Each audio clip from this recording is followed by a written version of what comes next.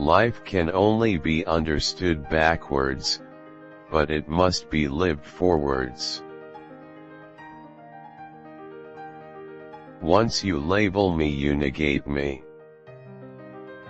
I see it all perfectly. There are two possible situations. One can either do this or that. My honest opinion and my friendly advice is this: do it or do not do it. You will regret both. To dare is to lose one's footing momentarily. Not to dare is to lose oneself. People demand freedom of speech as a compensation for the freedom of thought which they seldom use. The function of prayer is not to influence God, but rather to change the nature of the one who prays. Love is all, it gives all, and it takes all. A man who as a physical being is always turned toward the outside, thinking that his happiness lies outside him, finally turns inward and discovers that the source is within him. What is a poet? An unhappy person who conceals profound anguish in his heart but whose lips are so formed that as sighs and cries pass over them they sound like beautiful music. Anxiety is the dizziness of freedom. It seems essential, in relationships and all tasks, that we concentrate only on what is most significant and important. Marriage brings one into fatal connection with custom and tradition, and traditions and customs are like the wind and weather, altogether incalculable. Listen to the cry of a woman in labor at the hour of giving birth, look at the dying man's struggle at his last extremity, and then tell me whether something that begins and ends thus could be intended for enjoyment. Faith is the highest passion in a human being. Many in every generation may not come that far, but none comes further. Life has its own hidden forces which you can only discover by living. How absurd men are! They never use the liberties they have, they demand those they do not have. They have freedom of thought, they demand freedom of speech.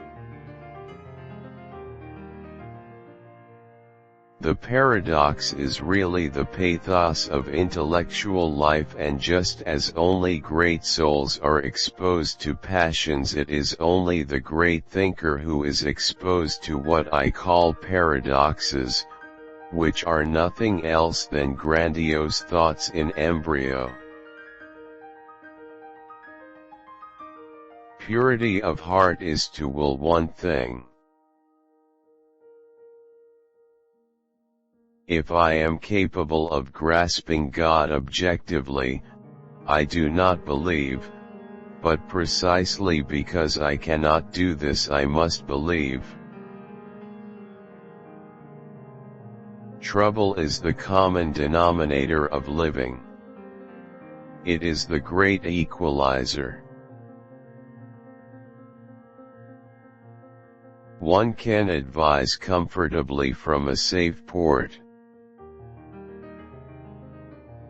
The truth is a snare, you cannot have it, without being caught. You cannot have the truth in such a way that you catch it, but only in such a way that it catches you.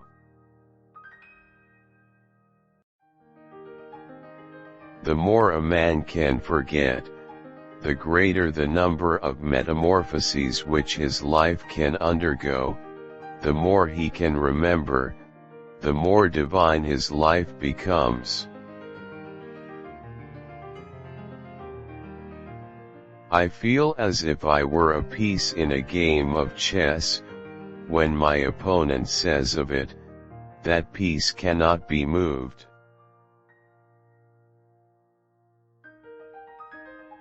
At the bottom of enmity between strangers lies indifference.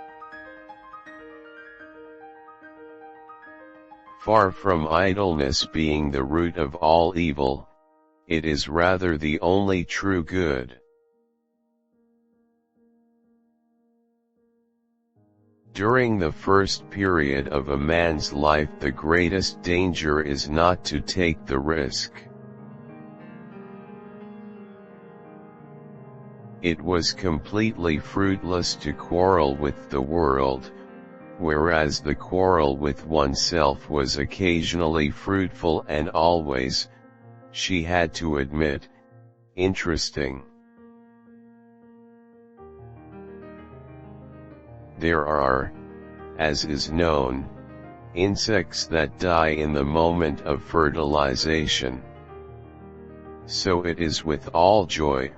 Life's highest, most splendid moment of enjoyment is accompanied by death. Concepts, like individuals, have their histories and are just as incapable of withstanding the ravages of time as are individuals. But in and through all this they retain a kind of homesickness for the scenes of their childhood. I begin with the principle that all men are bores. Surely no one will prove himself so great a bore as to contradict me in this. Personality is only ripe when a man has made the truth his own. Life is not a problem to be solved, but a reality to be experienced. Don't forget to love yourself. Prayer does not change God, but it changes him who prays. Our life always expresses the result of our dominant thoughts. The highest and most beautiful things in life are not to be heard about, nor read about, nor seen, but, if one will, are to be lived. Face the facts of being what you are, for that is what changes what you are.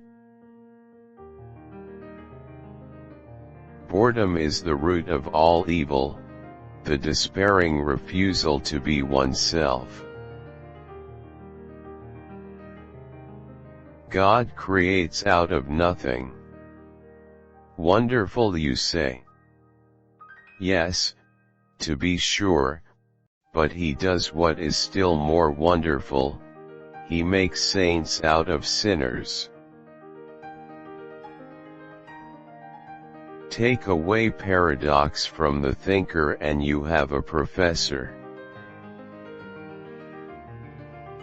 The tyrant dies and his rule is over, the martyr dies and his rule begins.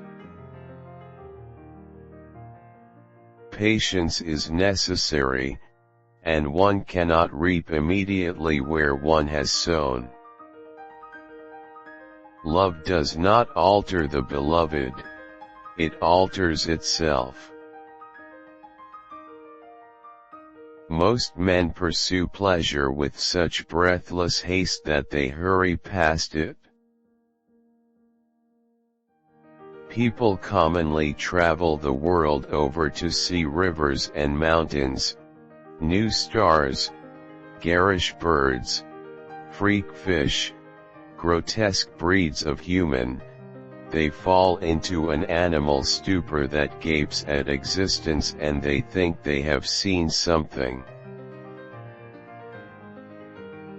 Just as in earthly life lovers long for the moment when they are able to breathe forth their love for each other, to let their souls blend in a soft whisper, so the mystic longs for the moment when in prayer he can, as it were, creep into God.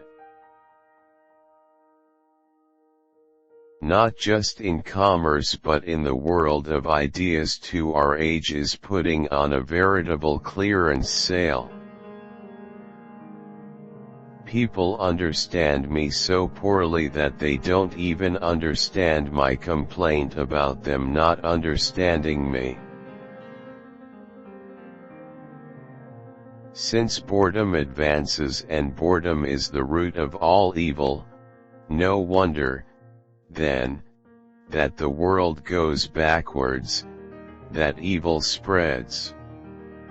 This can be traced back to the very beginning of the world. The gods were bored, therefore they created human beings. Be that self which one truly is. There is nothing with which every man is so afraid as getting to know how enormously much he is capable of doing and becoming. Old age realizes the dreams of youth. Look at Dean Swift. In his youth he built an asylum for the insane. In his old age he was himself an inmate. It is so hard to believe because it is so hard to obey. Since my earliest childhood a barb of sorrow has lodged in my heart. As long as it stays I am ironic, if it is pulled out I shall die. It belongs to the imperfection of everything human that man can only attain his desire by passing through its opposite. Because of its tremendous solemnity, death is the light in which great passions, both good and bad, become transparent, no longer limited by outward appearances.